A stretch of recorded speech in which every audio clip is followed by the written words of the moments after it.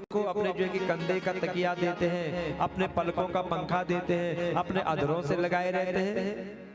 और उसकी धुनी तो देखो कितनी प्यारी है, जब वो बेणु बजती है तो सब मोहित हो जाते हैं। ऐसा कौन सा पुण्य किया होगा इस बेणु ने?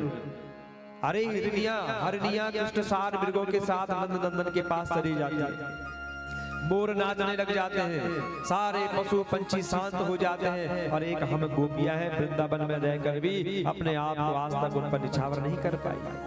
ऐसी कह रही हैं गोपियां, प्रतिदिन भगवान की चर्चा कर रही हैं। अब संकल्प किया कि हम नंद नंदन को अपना पति बनाएंगे। तो क्या करती है? हेमंत ऋतु के पहले महीने यानी कि मार्गशीर्ष में भगवती कात्यायनी देवी का पूजन कर रही है, आराधना कर रही है। कात्यायनी महामाये महायोगिन्यधीश्वरी नंद गोप सुतम देवी पति में कुरुते नमः। हे माँ, हे भगवती, हे जगदम्बा, आप सबकी माँ हैं।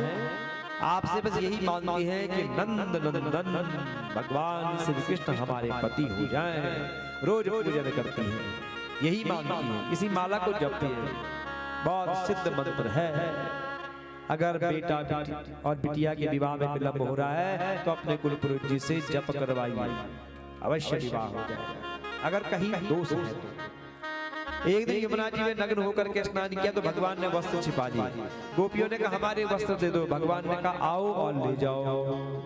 तो गोपियां कहती है प्यारे कृष्ण, कैसी अनीति की बात कर रहे हो? तुम धर्म के मर्म को जानते हो, हमें कष्ट मत दो, हमारे वस्त्र दे दो।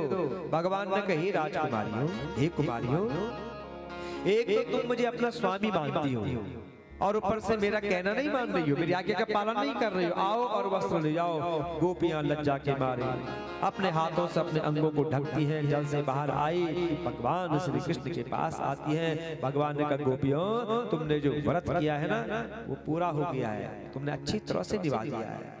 पर क्या करें, तुमने यमुना जी में नग्न होकर के जो स्नान किया है ना वो अच्छा नहीं किया है। तुमने यमुना जी का अपमान किया है, वरुण देवता का अपमान किया है। अब इसकी शांति के लिए क्षमा याचना करो। तो गोपियों ने हाथ जोड़ करके क्षमा याचना करी। भगवान ने वस्त्र दे दिए। भगवान ने कहा गोपियों, तुम्हारा ये संकल्प जानता हूँ कि तुम मुझे प्राप्त करना चाहती हो, तुम मेरी पूजा करना चाहती हो, ये सिद्ध हो गया है। ये भगवती कात्यायनी देवी की ही कृपा है। अब तुम अपने अपने घर को चली जाओ और आने वाली शरद पूर्णिमा की जो ऋतु है उस दिन तुम मेरे साथ विहार करोगी। तुम्हारी सारी कामनाएं पूरी हो गई है भगवती की कृपा से। बोलो कात्यायनी जगदम्बा की जय। सारी गोपियां अपने अपने घरों को चली गई। गोपियां उनकी सारी मनोकामनाएं पूरी हो गई थी। भगवान अपि तत्रैव बलदेवेन संयुता अपश्यन्ति वसन गोपान् इंद्रियागकृतोद्यमान्। भगवान श्री कृष्ण बलराम जी वृंदावन में रहकर के अनेक प्रकार की लीलाएं कर रहे हैं। एक दिन देखा कि कुछ उत्सव मनाया जा रहा है। भगवान ने कहा बाबा जी ये कौन सा उत्सव हो रहा है, कौन सा पूजन है? तो पिताजी ने कहा हमारे कुल की परंपरा है, हम इंद्र का पूजन करते हैं। भगवान ने कहा बाबा इंद्र के पूजन से क्या मिलेगा, हमको कुछ मिलेगा भी, इसका कुछ फल मिलेगा? तो पिताजी ने कहा हाँ मिलेगा। हम इंद्र का पूजन करते हैं, मेघों के देवता हैं, बारिश होती है और पृथ्वी सिंचित होती है, हरी भरी होती है, फिर जो घास होती है गाय खाती है, दूध देती है, फिर दही मक्खन बनता है, उससे हमको धन मिलता है गाय से। गाय क्या है? गाय पालन करना चाहिए। एक तो सेवा और दूसरे में जो है कि माँ गाय धन भी देती है।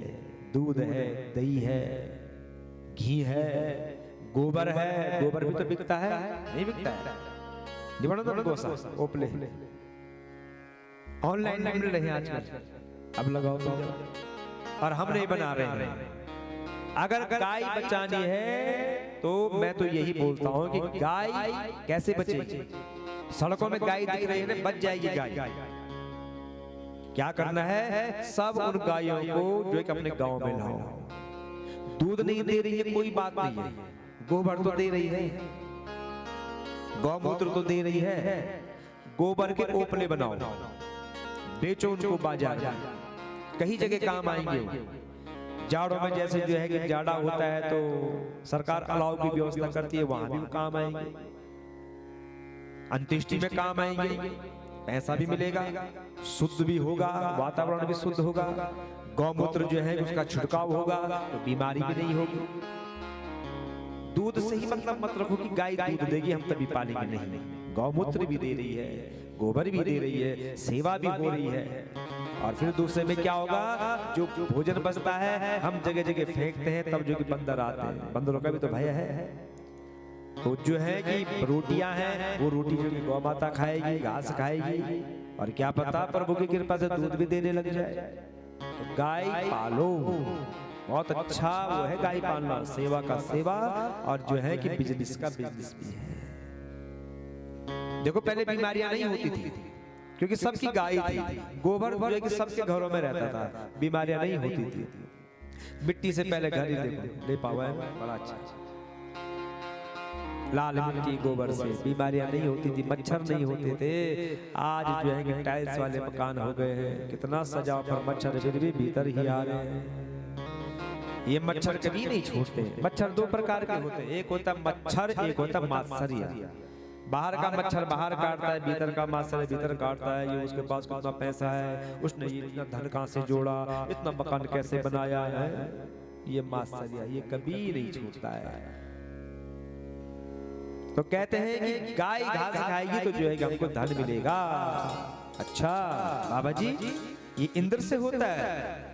नंद बाबा ने कहा हाँ। तो भगवान कहते पिताजी सुनो, कर्मणा जायते जंतु कर्मणे विलीयते, सुखम दुखम भयम क्षयमम कर्मणे वा विपद्यते। बाबा जी सुनो, प्राणी अपने कर्म के अनुसार ही पैदा होता है, कर्म के अनुसार ही उसकी मृत्यु हो जाती है। सुख दुख मंगल अमंगल के निमित्तों की प्राप्ति भी इसी से होती है।